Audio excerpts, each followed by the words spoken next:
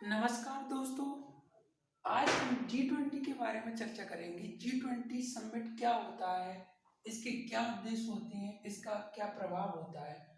तो आओ सब लोग और हम लोग इसमें चर्चा करते हैं। G20 क्या होता है, इसका सम्मेलन क्यों किया जाता है, कब किया जाता है, कौन कौन लोग इसमें भाग लेते हैं और इसमें किस टाइप का मतलब क्वेश्चन पूछा जाता है, इसका मतलब कब स्थापना हुई थी, इसमें कितने देश सम्मिलित हैं और इसके प्रभाव क्या, उद्देश्य क्या है, इनके बारे में आज हम चर्चा करेंगे। तो जानते हैं G20 के बारे में। जी मतलब होता है ग्लोबल और 20 मतलब 20 देश। तो इसमें क्या है, 20 देश भाग लेते हैं, इसलिए इसे G20 मतलब वैश्विक सम्मेलन होता है ये। ठीक है। अब इसमें देखिए कि मतलब कब इसकी स्थापना हुई थी। तो देखो 1974-75 की बात है। उस समय क्या है, एक G7 नाम का संगठन गठित हुआ था, G7। तो उसमें क्या, विकसित देश, विश्व के 7 विकसित देश भाग लेते थे। तो वो क्या है, 1998 में G8 में सम्मिलित हो गया था। वहीं पर उसको आगे बढ़ाते हुए इन्होंने 1999 में क्या है, G20 नाम का एक संगठन बनाया जिसमें 20 देश सम्मिलित होते हैं। अब 20 उसमें क्या होता था, 1999 में जब ये बना था तो 1999 से 2008 तक क्या हुआ था, इन देशों के वित्त मंत्री और जो केंद्रीय बैंक रहता है, जैसे हमारा भारत है, भारत का केंद्रीय बैंक RBI, रिजर्व बैंक, भारतीय रिजर्व बैंक, तो उसके केंद्रीय गवर्नर और वित्त मंत्रियों का सम्मेलन होता था 1999 से 2008 तक। अब 2008 से क्या हुआ, इसमें क्या है, 2008 से जो देश के राष्ट्राध्यक्ष रहते हैं, जैसे हमारे देश के अगर देखा जाए तो वैसे राष्ट्राध्यक्ष तो राष्ट्रपति जी होते हैं, लेकिन क्या है, जैसे हमारे प्रधानमंत्री को माना जाता है। तो माननीय प्रधानमंत्री मोदी जी इस बार जैसे 2021 में सम्मेलन हुआ है तो उसमें उन्होंने भाग लिया है। तो राष्ट्राध्यक्ष इसमें भाग लेने लगे कब से, 2008 से। ठीक है। तो इस सम्मेलन में क्या होता है, जो विश्व के 20 जो देश हैं उनकी अर्थव्यवस्था पर चर्चा की जाती है और आगे के लिए क्या मतलब मुद्दे हैं उन पर चर्चा करते हैं। तो इसमें क्या होता है, 20 देश रहते हैं, वो लगभग पूरे विश्व की अर्थव्यवस्था जो 100% रहती है उसका 85% अर्थव्यवस्था का प्रतिनिधित्व करते हैं 20 देश। यानी कि इन जो 20 देशों में है वो विश्व की 80-85% अर्थव्यवस्था प्रतिनिधित्व करते हैं। इसी प्रकार से देखा जाए तो ये अगर जो विश्व की कुल जनसंख्या है उसका 75% जनसंख्या का ये प्रतिनिधित्व करती है। तो इसका प्रभाव बहुत ही ज्यादा पड़ेगा पूरे विश्व के वैश्विक स्तर पर।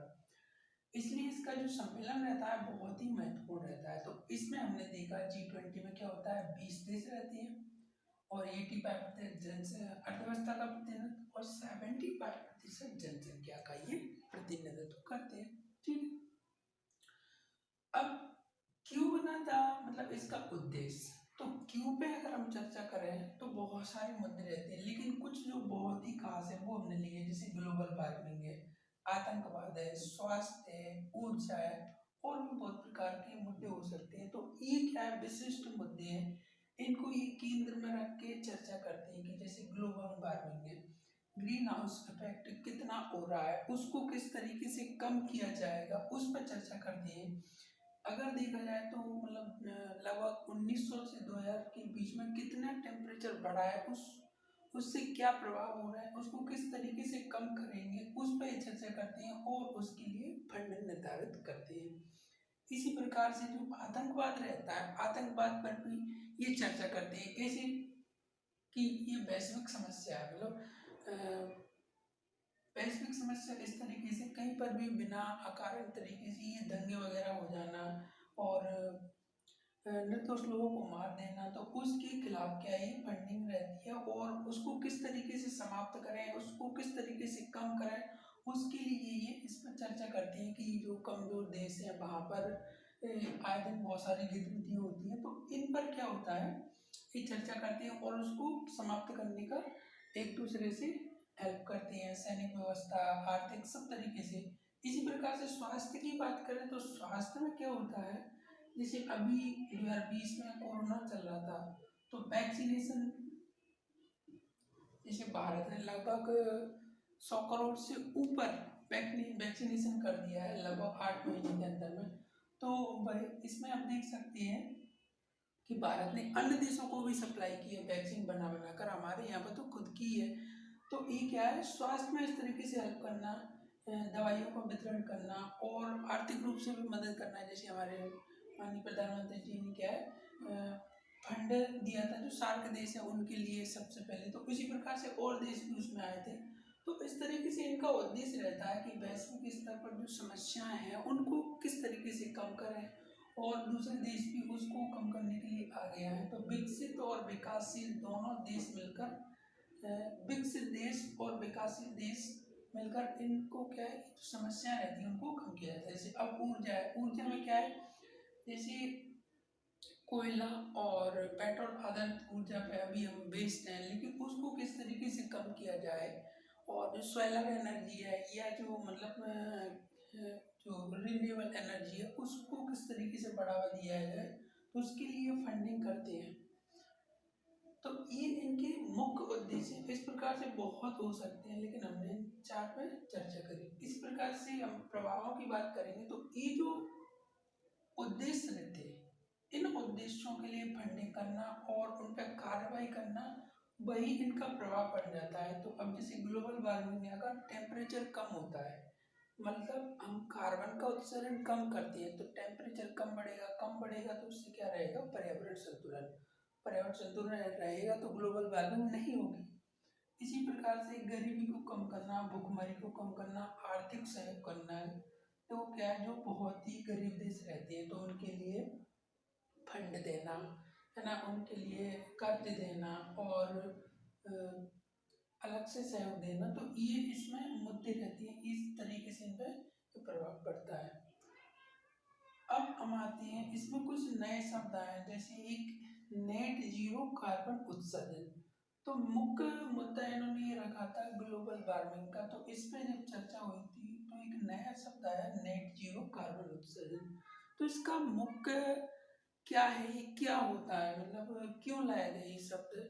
तो नेट जीरो की अगर बात करें तो क्या होता है, कार्बन का उत्सर्जन, जैसे हम कोयले का उपयोग करते हैं ऊर्जा बनाने के लिए, तो जब हम ऊर्जा बनाने के लिए कोयले का उपयोग करते हैं तो उसमें क्या होता है, एक तो हम कार्बन का उत्सर्जन करते हैं, दूसरा हम उसे कम कर सकते हैं।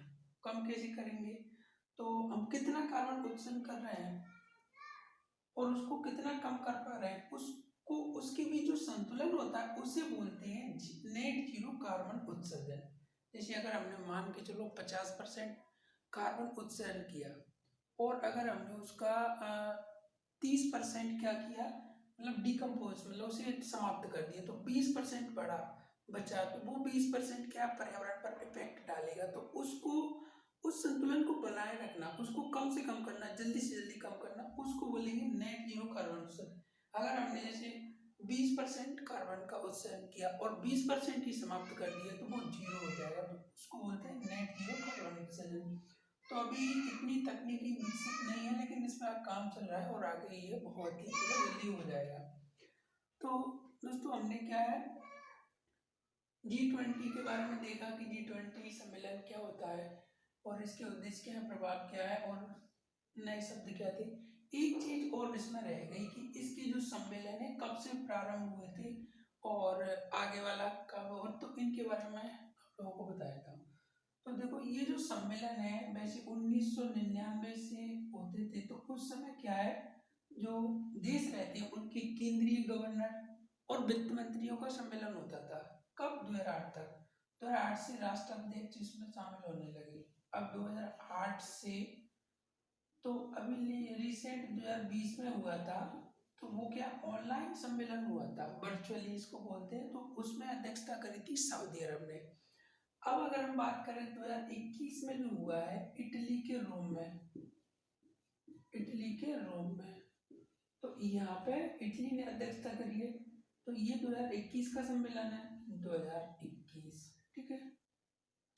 अब इसके बाद 2022 में कहाँ होगा, तो ये इंडोनेशिया में होगा। और अगर आगे हम बात करें 2023 की, तो ये क्या है हमारे भारत में होने वाला है, तो इसके बारे में जानना बहुत जरूरी है। 2023 में क्या है, जो G20 है उसका सम्मेलन हमारे भारत में होगा, 2022 में इंडोनेशिया में, 2021 में इटली में, ठीक है। तो G20 के बारे में हम लोगों ने इस तरीके से देख लिया। तो 20 देश कौन कौन से हैं अगर इसमें देखें तो 7 तो वो विकसित देश हैं, जैसे यूएसए है, ब्रिटेन है, फ्रांस है, कनाडा, इटली,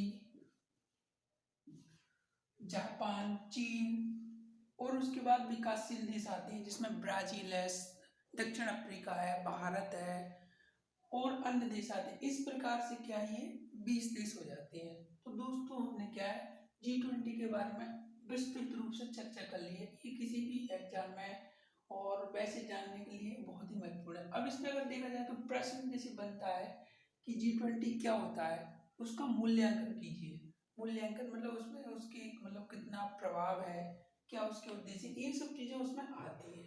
तो ये एक अच्छा विस्तृत रूप से आप इसको ये सारे पॉइंट उसमें डाल सकते हैं। ठीक है, धन्यवाद दोस्तों।